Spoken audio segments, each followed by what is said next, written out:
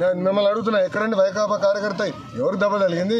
ఎవరిని చంపాము? మేము ఒక్కడి జోలికి వెళ్ళాం. మేము వాళ్ళు ముగ్గురు మమ్మల్ని చంపి తిప్పి మా పైన ఆరోపణ చేస్తాం కరెక్ట్ కాదు. సార్ ఋషికొండ ప్యాలెస్ బహిర్గతమైంది ఏంటి సార్? 500 కోట్లు ఇంకా మీరు మొత్తం చూడలేదు, ఇంకా చాలా ఉందని. ఇంకా ముఖ్యమంత్రి గారు దానిపైన నివేదిక అడిగారు, ఎంత ఖర్చు అయింది, దేనికి ఖర్చు పెట్టారు, మొత్తం డీటెయిల్స్ అడిగారు. ఇంకా రావాల్సిన అవసరం ఉంది. ఇదే కాదు, ఇలా చాలా కట్టినట్టున్నారు. అన్ని వివరాలు వచ్చిన తర్వాత ప్రజల ముందర పెడతాం. వాళ్ళ ఇంట్లో కూడా ఫర్నిచర్ 46 కోట్లు ఉందంట.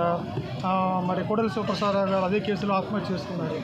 అదంతా అధికారులు వాళ్ళ ప్రాసెస్ వాళ్ళు ఫాలో చేసుకుంటారు. Thank you. సార్, గంజాయి కేసులు గతంలో ఎక్కడికక్కడ ఆపేశారు, అంటే దొరికినట్టు పట్టుకున్నారు కానీ దాని లోపలికి వెళ్ళలేదు. అసలు నేను గంజాయి విషయంలో కఠినంగా వ్యవహరించమని మంగళగిరి నియోజకవర్గంలో ఉన్న పోలీస్ సిబ్బందికి నేను ఆదేశాలు జారీ చేశాను.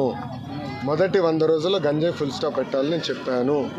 ప్రత్యేకంగా నేను డీజీ గారిని కలిసి, హోంమంత్రి గారిని కూడా కలిసి, నిన్న రాత్రి కూడా హోంమంత్రి అనిత గారితో కూడా మాట్లాడటం జరిగింది. పాదయాత్రలో గంజాయి వల్ల కుటుంబాలు ఎలా నాశనం అయినాయో నేను చూశాను. మీరు కఠినంగా వ్యవహరించాలని ఆమెను కోరాను. మేడం గారు కూడా సమీక్ష పెడతాన్నారు, సభ్యుతో రివ్యూ చేస్తా అన్నారు. ప్రజలందరూ చూస్తారు కదా, మొదటి 100 రోజులు గంజాయికి ఫుల్ స్టాప్ పెట్టే బాధ్యత తెలుగుదేశం, జనసేన, భారతీయ జనతా పార్టీ ప్రభుత్వం తీసుకుంటుంది. మంగళగిరి అభివృద్ధి మీద మీరు ఎలా కట్టుకోండి? మంగళగిరి అభివృద్ధి చాలా హామీలు ఇచ్చారు స్వామి. 10 రోజులు కూడా అవ్వలేదు స్వామి. అంటే అది కాదు, మీడియా మిత్రులందరూ వెళ్ళి 10 సంవత్సరాలుగా పనిచేసిన శాసనసభ్యుడిని అడగాలి ఏం చేశారు. 10 రోజులు అవన్నీ లోకేష్ని అడిగితే ఎట్లా ఎక్కువ ఉన్నాయి సార్? ఉంటుంది స్వామి. నాకు 5 సంవత్సరాలు గెలిపించారు. ఫస్ట్ భూములు దశాబ్దాలుగా ప్రజలు నివసిస్తున్న భూముల్ని రెగ్యులరైజ్ చేసి శాశ్వత భూ హక్కు కల్పించాలి. మొదటిగా నేను హామీ ఇచ్చా, దానికి కట్టుబడినా.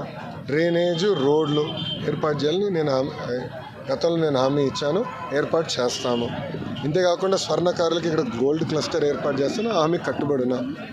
దాదాపు ఒక 10 కీలకమైన హామీలు ఇచ్చిన వ్యక్తి మీ లోకేష్. తప్పనిసరిగా పద్ధతి ప్రకారం చేసుకుంటూ వెళ్తాను. ఇంకా శాసనసభ్యుడిగా ఇంకా మేము ప్రమాణ స్వీకారం చేయలేదు, అది ఈ వారం జరుగుతుంది. ఇంకా నేను రివ్యూలు చేయలేదు. ఎంటీఎంసీ కానివ్వండి, ఇతర ఎనర్జీ డిపార్ట్మెంట్ కానీ, వ్యవసాయ శాఖతో